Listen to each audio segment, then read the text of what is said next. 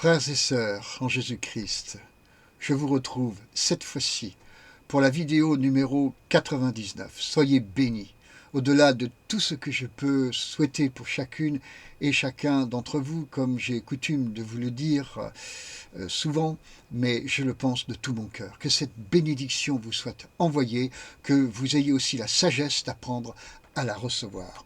Frères et sœurs, vidéo numéro 99, nous arrivons vraiment dans les dernières heures de l'année 2023 et nous entrons évidemment dans la suivante, et c'est le titre de ma vidéo, nous entrons en 2024. Je vais m'efforcer dans cette vidéo de vous livrer une méditation, réflexion sur ce qui s'est passé, sur ce qui est et sur ce qui vient, mais pas de n'importe quelle manière. En introduction, je voudrais vous rappeler que dans la vidéo numéro 97, je me suis efforcé de vous dire non pas tant quels sont les problèmes, mais comment y faire face avec la solution de Jérémie, chapitre 29, verset 7. En effet, il est impératif de passer moins de temps sur les problèmes et plus de temps sur les solutions bibliques, même si la nature humaine, hélas, nous pousse au contraire. Frères et sœurs, dans la vidéo numéro 98, je vous ai expliqué comment avancer en eau profonde. Ce que Jésus conseilla à Pierre dans l'évangile de Luc au chapitre 5 et au verset 4. Comment avancer en eau profonde en prenant l'exemple d'Abraham, qui planta des tamaris, en plus de creuser des puits, afin de se reposer à leur ombrage, ce que fit Isaac en héritage du travail de son père. Dans cette vidéo numéro 99, j'aimerais plaider auprès de vous, frères et sœurs, afin que vous n'ayez qu'un seul objectif au seuil de 2024, c'est avoir et posséder la pensée de Christ. Ce que Paul souhaite pour les Philippiens au chapitre 2 et au verset 5. Alors certains me diraient que dans ce verset, Paul enseigne de renoncer à soi-même pour laisser Christ vivre en nous. Eh bien, justement, ce que je veux dire à présent est que chacun de nous qui ambitionne d'être sérieux en Christ, ambitionnez-vous d'être sérieux en Christ, frères et sœurs? Eh bien, si c'est le cas, vous renoncez à votre propre opinion pour inviter l'opinion de Christ à vous remplir, à remplir votre pensée. Ceci doit être une prière, à savoir, je renonce à ma propre opinion, Seigneur Jésus-Christ, j'accueille ton opinion et je m'en laisse remplir. C'est ainsi que les « moi je pense que », vous savez, les « moi je pense que » doivent disparaître. Dieu n'en a que faire, bien-aimés, de ce que vous pensez et de ce que je pense, et le diable également. Le Père cherche des enfants qui veulent penser comme le Fils. Ceux-ci vont fortement, à coup sûr, inquiéter le diable. Pour y parvenir, vous devez apprendre, acquérir le réflexe de moins prêter attention à ce qui se passe et plus prêter attention à ce que Dieu dit. Ainsi, en vous, frères et sœurs, les bruits de la terre doivent moins vous impacter, vous commencez à comprendre ce que je veux dire, et les bruits du ciel plus vous impacter. Si c'est le cas, vous êtes spirituel, sinon, eh bien vous êtes charnel.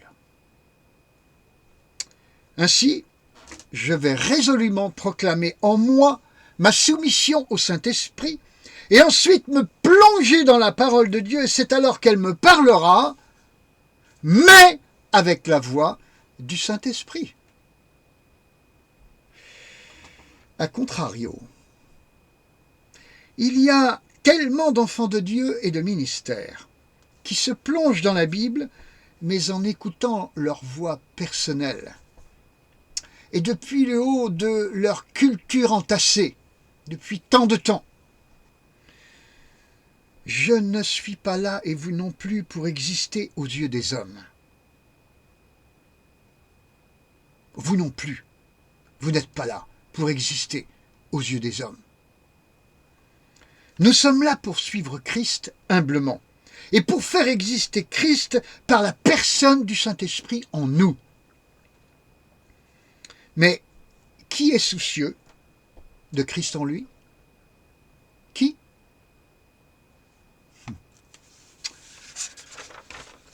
Frères et sœurs, dans cette quête de la pensée de Christ,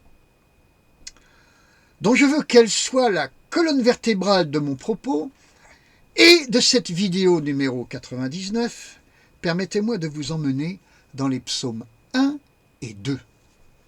Psaume 1 et psaume 2. Dans l'intention de vous décrypter les temps à venir au moment d'aborder l'année 2024.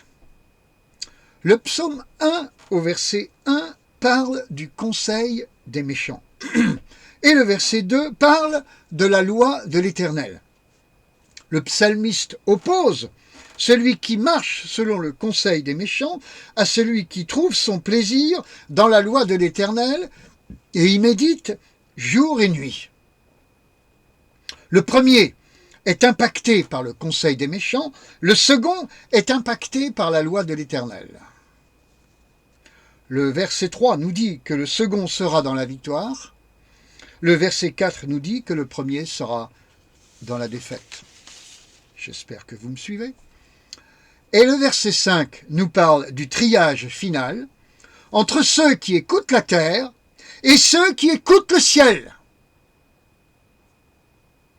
D'où l'importance cruciale aujourd'hui de rechercher la pensée de Christ. C'est ainsi que je me trouverai dans ce que le psalmiste appelle la communauté des justes. Le verset 6, lui, nous fait souligner que Dieu saura très bien opérer ce triage final. Qu'on n'ait pas de doute à ce sujet. Mais maintenant, lisons le psaume 2. Que nous dit ce psaume 2? Eh bien que le conseil des méchants, ce sont les nations. Et les peuples, avec leurs vaines pensées. Psaume 2, verset 1. Ce sont aussi les rois de la terre et les ligues des princes. Tous donc sont contre Dieu, contre son Messie, contre son projet, c'est-à-dire Christ. Verset 2. Christ, pourtant le roi de la terre, auquel il devrait se soumettre. Verset 3. Les liens de ces puissances sont des chaînes. Et le peuple de Dieu ne doit pas se soumettre à leurs chaînes, mais les pulvériser. Frères et sœurs. Celui qui marche selon le conseil des méchants est dans ces chaînes. Celui qui écoute la loi de l'Éternel brise ces chaînes. Verset 4. Dieu n'est jamais ébranlé par ce qui se passe sur la terre. Le conseil des méchants l'amuse. Si j'ai la pensée de Christ, j'ai le même sentiment. Alors, est-ce bien le cas?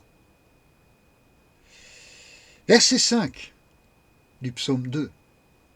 Le conseil des méchants n'a aucun pouvoir devant et contre Dieu. Aucun pouvoir. Verset 6. Dieu a décidé ceci. 2 points. Premièrement, il a sacré son roi. Deuxièmement, ce sacre a eu lieu à Sion. Troisièmement, et c'est le verset 7, c'est un décret qui a été publié. Il s'agit de son Fils. Il a été déclaré roi d'Israël, ainsi que roi des nations. Et c'est à Jérusalem, centre du monde, que cela a eu lieu. Jérusalem, qui est la ville du grand roi. Amen. Verset 8. Les nations sont destinées au Fils. Il en héritera. Verset 9.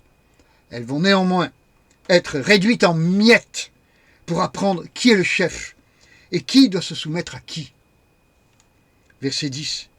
Si aujourd'hui il se trouve des rois qui renoncent à leur orgueil pour devenir humbles devant le projet messianique de Dieu, en s'y soumettant, ils s'épargneront une catastrophe ainsi qu'à leur peuple. Amen. Verset 11. Les rois qui font allégeance au projet messianique de Dieu n'ont aucune crainte à avoir concernant l'avenir. Leur humilité sera leur paix. Verset 12. Si le projet, de quelle quantité que ce soit, n'est pas, frères et sœurs, d'embrasser le Fils, eh bien, elle subira cette entité, la colère du Fils. Soyons simples et clairs. Le projet de Dieu est que le monde entier embrasse le Fils, c'est-à-dire l'adore et le serve, le reconnaissent roi, des rois. Cela a été déclaré et décrété à Sion et concerne d'abord Sion. Faites bien attention, bien-aimés, faites bien attention, parce que Dieu est sioniste et son Fils aussi. Son projet pour Sion, dans les années qui viennent, est son complet rétablissement. Romains, chapitre 11, verset 12. Sion est intégré dans son appel divin. Romains, chapitre 11, verset 15. Sion sera entièrement sauvé. Romains, chapitre 11, verset 26. C'est une grâce pour Sion et c'est inchangeable. Romains, chapitre 11, verset 29. Dieu n'a pas choisi ce peuple parce qu'il était le plus petit. Oui, c'est trouvé ainsi. Mais Dieu l'a choisi avant qu'il existe. Du temps où Dieu appela un homme, à savoir Abraham, dans Genèse, chapitre 12, verset 2. Alors, permettez-moi ce trait d'humour, mais j'aimerais vous dire que quand Dieu a choisi Israël, ils étaient un. Genèse, chapitre 14, verset 13. Abraham fut le premier hébreu. Genèse, chapitre 12, verset 3. Toutes les familles de la terre sont bénies par cet hébreu. Ceux qui bénissent sa descendance sont bénis, ceux qui maudissent sa descendance sont maudits. Ainsi, vous comprenez ce qui se passe actuellement au Proche-Orient et pourquoi cela se passe. La descendance héritière d'Abraham désigne, frères et sœurs, désigne Isaac. Genèse, chapitre 17, verset 21. Ismaël, le fils premier-né, sera fécond, nous est-il dit en Genèse, chapitre 17, verset 20. Mais l'alliance héritière est avec Isaac. Genèse, chapitre 17, verset 21. Isaac sera le père d'Israël, c'est-à-dire de Jacob. Genèse, chapitre 32, verset 29. Et Jésus dit que le salut vient des Juifs. Jean chapitre 4, verset 22. Israël, c'est le peuple hébreu, celui des Juifs. Et Sion, c'est la terre que Dieu leur a donnée. Qui veut s'opposer à cela? Si j'ai tort, alors il faudrait mettre la Bible à la poubelle, frères et sœurs. Mais moi, je ne mettrai pas la Bible à la poubelle. Or, la Bible dit que Dieu fait de Jérusalem une coupe d'étourdissement pour les peuples d'alentour. Zacharie, chapitre 12, verset 2. Elle dit que les peuples qui voudront toucher à Jérusalem seront gravement meurtris. Zacharie, chapitre 12, verset 3. Or, qu'a-t-on vu sur ce dernier trimestre de 2023 ? Qu'a-t-on vu, frères et sœurs ? Vous le savez. La fin du verset 3 de Zacharie 12 nous dit que toutes les nations de la terre s'assembleront contre Jérusalem. Nous retrouverons, et nous retrouvons ici le conseil des méchants du psaume 1. En 2024 et dans les années suivantes, nous verrons ce conseil des méchants se liguer de plus en plus contre Israël, le plan de Dieu. Que vous soyez d'accord avec cela ou pas, c'est ce qui se fera. L'ennemi du septentrion se prépare. L'Iran, la Turquie, les fils d'Ismaël, la Russie, la Chine se préparent. Et l'Occident se ralliera au reste du monde. Pour le moment, les USA font encore le rempart ultime, mais quand celui-ci ne jouera plus ce rôle, alors il y aura là un signe prophétique majeur, frères et sœurs, qu'il nous faut dès maintenant surveiller. Ainsi, que nous faut-il faire ? Eh bien, premièrement, pratiquer Jérémie 29,7 pour obtenir des répits, afin que le plus grand nombre soit sauvé. Deuxièmement, discerner le conseil des méchants, le déserter au profit de la loi de l'Éternel, que nous recevons dans le bain du Saint-Esprit. Troisièmement, nous avons clairement choisi notre camp qui est celui du projet de Dieu, qui passe par Sion. Quatrièmement, nous pouvons rester en paix, celle du Seigneur. Car, quand nous traversons la vallée de l'ombre de la mort, nous ne craignons, je ne crains aucun mal, car ta houlette et ton bâton, c'est notre réconfort, c'est le mien et le vôtre, frères et sœurs. Quant à Israël, l'Israël d'aujourd'hui, avant de regarder ce qu'il est et ce qu'il fait, je regarde ce que Dieu en dit. Le ciel et la terre passeront, mais la parole de Dieu ne passera pas, nous a dit Jésus dans Matthieu chapitre 24, verset 35. Ayons donc la pensée de Christ, frères et sœurs. Quant au sang des enfants et de toutes les victimes de la guerre, il nous émeut, bien évidemment. Nos cœurs sont transpercés de tout ce sang versé, mais pas autant que le versement du sang de Christ. Frères et sœurs, si le sang des humains vous émeut par-dessus tout, vous n'êtes pas des chrétiens réveillés. Mais si le sang de Christ vous émeut, lui, et vous impacte par-dessus tout, là, vous êtes des chrétiens réveillés, réveillés par la puissance du Saint-Esprit, et vous avez, dans ces cas-là, la pensée de Christ. Que le Seigneur vous bénisse, mais à cette condition. Et à très bientôt pour la suivante qui paraîtra en 2024. Je vous embrasse de tout mon cœur au nom de Jésus-Christ et tous ensemble embrassons le Seigneur Jésus-Christ. Parce que si nous n'embrassions pas le Fils, mais au nom de Jésus-Christ, Seigneur Jésus-Christ, nous t'embrassons. Alléluia. Amen. À bientôt mes amis. Au revoir.